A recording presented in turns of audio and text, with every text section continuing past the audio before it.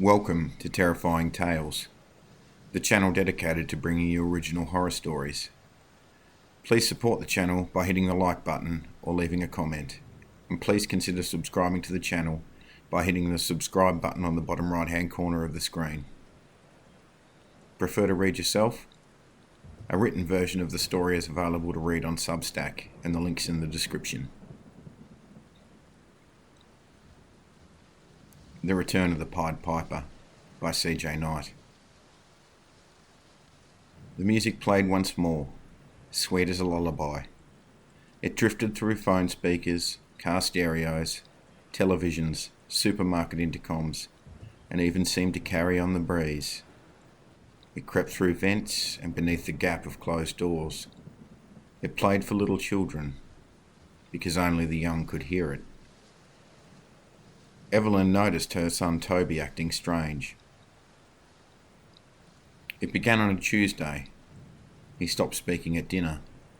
His fork held mid-air, head cocked as if straining to hear. "What is it?" Evelyn asked. He blinked slowly, then whispered, "Music." Evelyn heard nothing. "What music, honey?" Toby's expression was blank.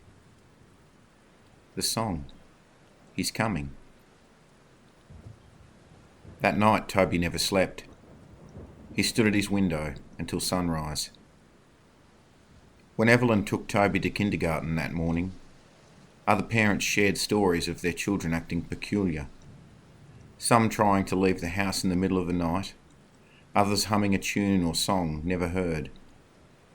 None of them sleeping. The scariest account was about a young girl named Maddie. Her parents caught her trying to climb out of the second-story window, screaming when she was stopped, "I have to join the others." That afternoon on the drive home, Toby hummed a tune in the back seat. It was a tune foreign to Evelyn. It seemed out of key, offbeat, wrong. "Where'd you hear that?" she asked. Toby giggled. "It's playing on the radio." Evelyn's eyes drifted from the silent radio to the rearview mirror to see Toby humming and bopping along to music that didn't exist to her ears. At 5 p.m, every television screen flickered, every phone rang, every stereo turned on. For a moment, Evelyn's eyes caught something in the television static. A slender man in a long coat and matching hat. In his hands he held a flute. Toby giggled at the sight. "That's him," he said. "The man playing the tune." Evelyn grabbed the remote, shut the television off. Confusion covered Toby's face. "What's wrong, Mummy? Don't you like the song he plays for us?" That night, Evelyn stayed in Toby's room on a chair. When exhaustion finally took hold, Evelyn dreamed of rats. Thousands of them, pouring through the town's alleys, choking the gutters, flooding basements. The town in the dream seemed old, of time long ago. A voice spoke. "He's come before. Many times. He is coming again." Evelyn was a young girl again.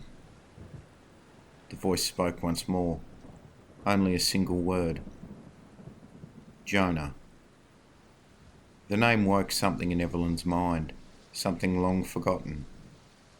She had a brother once. His name was Jonah. How could she have forgotten her own brother? A tune began to play, both familiar to her now and from long ago. It was the tune Toby hummed in the car, but Evelyn had heard it before. Only now was she remembering. Long ago, when she had a brother, the tune had played. It played until the day Jonah vanished. The next day, after dropping Toby at kindergarten, Evelyn searched the internet. For what exactly? She wasn't sure. Did she truly have a brother named Jonah who vanished? Or was it a nightmare? First she searched old photo albums for a picture or any clue that she wasn't an only child. Evelyn found nothing. Only photographs of her and her parents.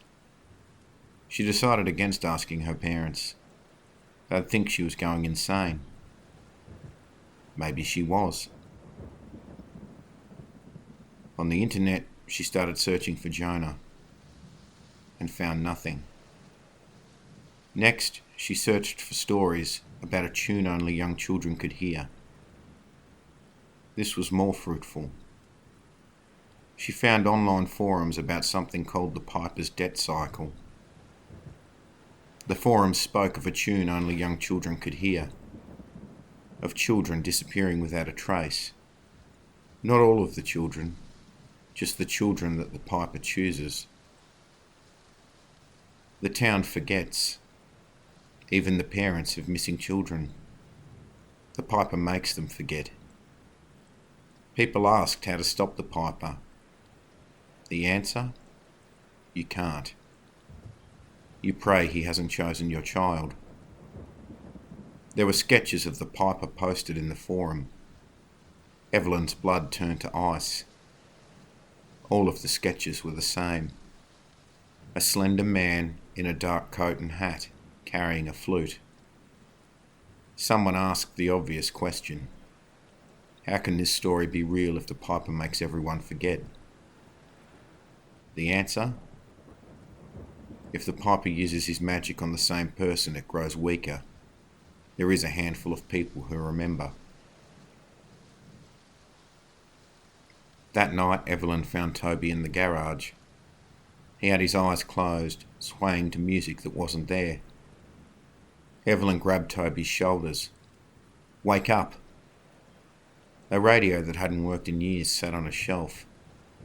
It suddenly crackled to life. The Piper's tune played through the crackled static. The tune from her dream. The tune Toby hummed in the car. Evelyn could hear it. She picked up the radio from the shelf. It wasn't plugged in. Evelyn slammed it on the ground. It exploded into pieces and the music ceased. Toby opened his eyes. A smile formed on his face. He picked me. Evelyn kept Toby home the next day. She once again sat vigil at his bedside, waiting. That night, storm clouds rolled across the sky, dark and evil. As the first drops of rain fell, the Piper came. Evelyn heard the tune carrying over the wind. Toby sat up in bed, eyes glassy. He lifted the covers and jumped out. Evelyn stood in the door, blocking his way. He said you'd try, Toby whispered. He remembers you. He took Jonah. That broke something in Evelyn. She grabbed Toby, held him tight, and screamed, You can't take him. The air shifted. Everything stopped, frozen, mid-motion. Toby's foot in the air. Evelyn's scream held. The raindrops suspended outside the bedroom window. Evelyn was aware, but she couldn't move. The only thing not frozen was the Piper's song. It crept closer. Evelyn heard the front door open, heard the soft steps. Then he appeared. Dark coat, dark hat, playing his flute. He pulled the flute away from his mouth. The wide brim of his hat hid his face in shadow. When he spoke, his voice was a hiss of wind and static. You remember, don't you, Evelyn, when I took Jonah? Evelyn's body trembled. She willed herself to move. She managed nothing but a few words, enough for a final desperate attempt. Take me. Let Toby go. The Piper turned to Toby. Evelyn could hear the smile in his voice. I've already chosen. This one is mine." Evelyn watched in frozen horror as the piper brought his flute back to his mouth and played once more. Toby wiggled free of her grasp and followed the piper out the door.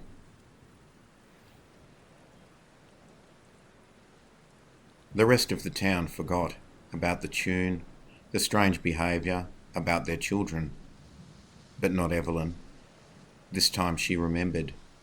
She remembered Jonah, Toby, all the other children, and the piper. Her pleas didn't just fall on deaf ears. At first people felt sorry for Evelyn, this poor woman who went crazy, talking about a brother and a son that never existed. That sorrow turned to scorn. Eventually Evelyn was declared mentally unwell.